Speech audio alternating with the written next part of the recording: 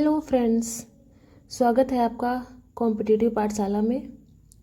दोस्तों, environment studies पढ़ते समय हमें 3 शब्द बार बार देखने को मिलते हैं।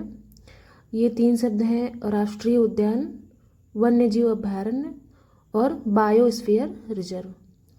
और अक्सर बच्चों को कन्फ्यूजन रहता है कि इन तीनों में क्या अंतर है और ये तीनों एक दूसरे से कैसे अलग हैं।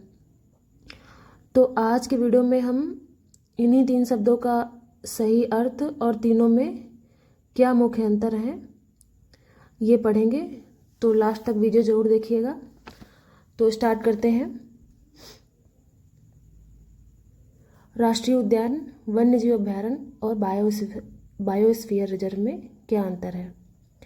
राष्ट्रीय उद्यान यानी कि नेशनल पार्क, बायोस्फीयर रिजर्व और वन्यजीव अभयारण्य यानी कि वाइल्ड लाइफ सेंचुरी, तीनों ही संरक्षित क्षेत्र होते हैं, लेकिन इनके उद्देश्यों और नियमों में अंतर होता है।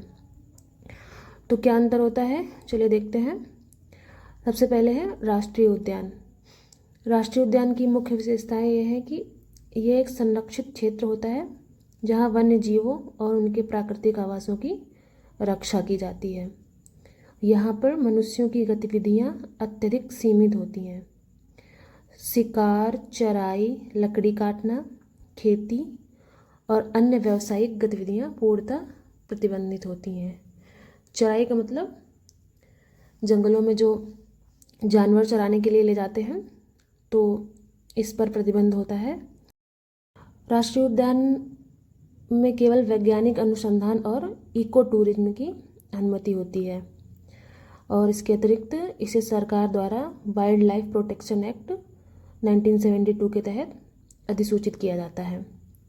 मतलब अगर राष्ट्रीय उद्यान क्षेत्र में कोई भी अवैध गतिविधि पाई जाती है तो संबंधित को वन्यजीव संरक्षण अधिनियम 1972 के तहत दंडित किया जाएगा।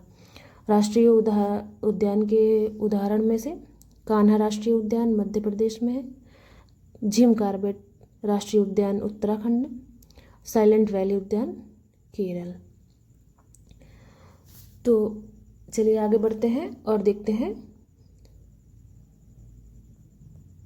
वन्यजीव अभयारण्य के बारे में।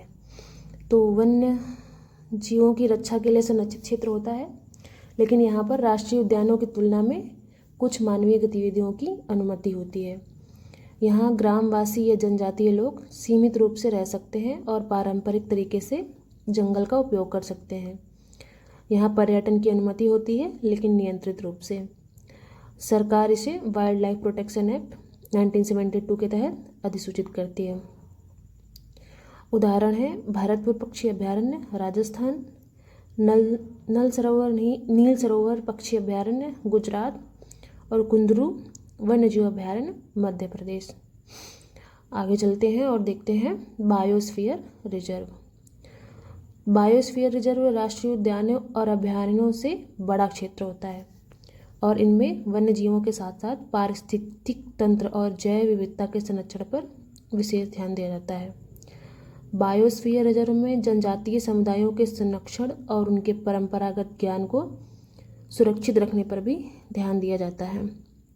इसे यूनेस्को के मैन एंड बायोस्फीयर प्रोग्राम के तहत अंतर्राष्ट्रीय मान्यता भी मिल सकती है। लेकिन ये जरूरी नहीं है कि इंडिया में जितने भी बायोस्फीयर रिजर्व हैं उनको यूनेस्को के तहत मैन एंड बायोस्फीयर प्रोग्राम के तहत मान्यता मिली है, लेकिन मिल सकती है। और शायद सुंदरवन बायोस्फीयर रिजर्व पश्चिम बंगाल में जो है उसको यूनेस्को के तहत अंतर्राष्ट्रीय मान्यता प्राप्त भी है। तो बायोस्फीयर रिजर्व के उदाहरण में सुंदरवन बायोस्फीयर रिजर्व पश्चिम बंगाल में है, नीलगिरी बायोस्फीयर रिजर्व तमिलनाडु, केरल और कर्नाटक में फैला हुआ है और पचमढ़ी बायोस्फीयर रिजर्व मध्य प्रदेश में स्थित है। बायोस्फीयर रिजर्व में 3 क्षेत्र होते हैं, कोर जोन, बफर जोन और ट्रांजिशन जोन। तो कोर जोन पूरी तरह से संरक्षित होता है, यहाँ पे किसी भी मानवीय गतिविधि की अनुमति नहीं होती है। बफर जोन नियंत्रित रूप से अनुसंधान और पर्यावरणीय शिक्षा की अनुमति होती है यहाँ पर। और थर्ड है ट्रांजिशन जोन, यहाँ स्थानीय लोग पारंपरिक कृषि और गतिविधियाँ कर सकते हैं। जैसा कि आप नीचे इमेज में देख सकते हैं, ये AI जनरेटेड इमेज है। तो फर्स्ट इमेज में कोर जोन को दिखाया गया है, जहाँ पे सिर्फ और सिर्फ वन्य जीव है और कोई भी मानव गतिविधि दिखाई नहीं दे रही है। और सेकंड इमेज में आप देखेंगे कि यहाँ पर वन्य जीवों के साथ साथ एक मनुष्य भी दिखाई दे रहा है। हालांकि बफर जोन में अनुसंधान और परिवार शिक्षा की अनुमति है।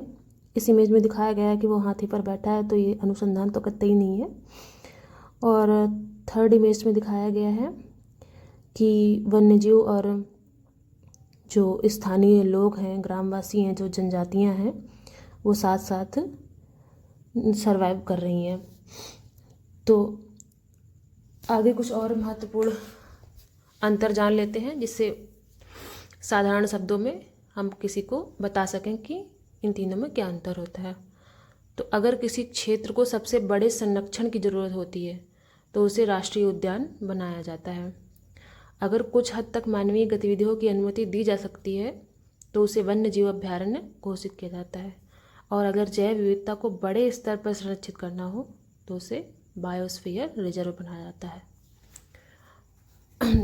कुछ फैक्ट, न्यूमेरिकल फैक्ट के बारे में बात करते हैं। तो भारत में कुल 106 राष्ट्रीय उद्यान हैं जो देश के विविध पारिस्थितिक तंत्रों और वन्य जीवों के संरक्षण में महत्वपूर्ण भूमिका निभाते हैं। और देश में कुल 528 वन्य जीव अभयारण्य हैं जो भारत के 3.57% भौगोलिक एरिया में फैले हुए हैं। और सबसे लास्ट में कुल 18 बायोस्फीयर रिजर्व हैं जो पारिस्थितिक विविधता के संरक्षण और सतत विकास को बढ़ावा देने के लिए समर्पित हैं।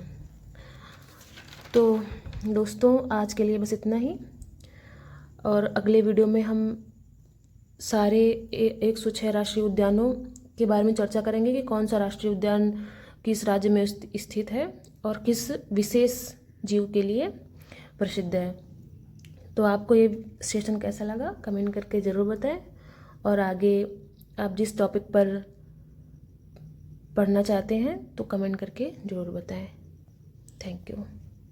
डेली प्रैक्टिस के लिए कॉम्पिटिटिव पाठशाला को सब्सक्राइब करें।